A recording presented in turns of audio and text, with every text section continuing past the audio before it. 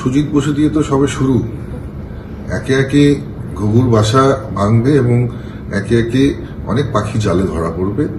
যারা অন্যায় করেছে, যারা সাধারণ মানুষের টাকা লুট করেছে, একজনও ছাড়া পাবে না, একজনও নিষ্কৃতি পাবে না। সুজিত বসু দিয়ে যেটা সূচনা হলো, নিশ্চিতভাবে এই জল অনেক দূর পর্যন্ত গড়াবে।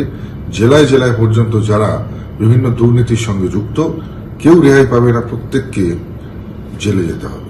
পুরসভায় নিয়োগ দুর্নীতি মামলায় সিবিআই যে চার্জশিট দিয়েছিল তার 11 নম্বর পাতায় দাবি করা হয় বেআইনিভাবে সবথেকে বেশি চাকরি দেওয়া হয়েছে দক্ষিণ দমদম পুরসভায়।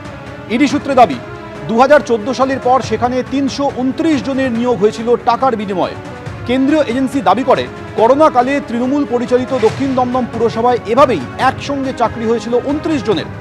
2010 সাল থেকে দীর্ঘদিন এই পুরসভার ভাইস চেয়ারম্যান ছিলেন সুজিত বসু। ইডি সূত্রে আরও দাবি করা হয়েছে সুজিত বসুর সুপারিশে বিভিন্ন পদে 150 জনের চাকরি হয়েছিল। ইডি সূত্রে দাবি করা হয় বিধায়ক থাকাকালীনও সুজিত বসুর সুপারিশে বহু চাকরি হয়েছে। কোথাও টাকার বদলে, কোথাও জমির বিনিময়ে চাকরি দেওয়া হয়েছে বলে অভিযোগ। অনেক ক্ষেত্রেই দেখা যায় জমির জন্য কোনো টাকা নেওয়া হয়নি, তার বদলে পরিবারের 2 থেকে 3 জনের চাকরি হয়েছে দক্ষিণ দমদম পুরসভায়।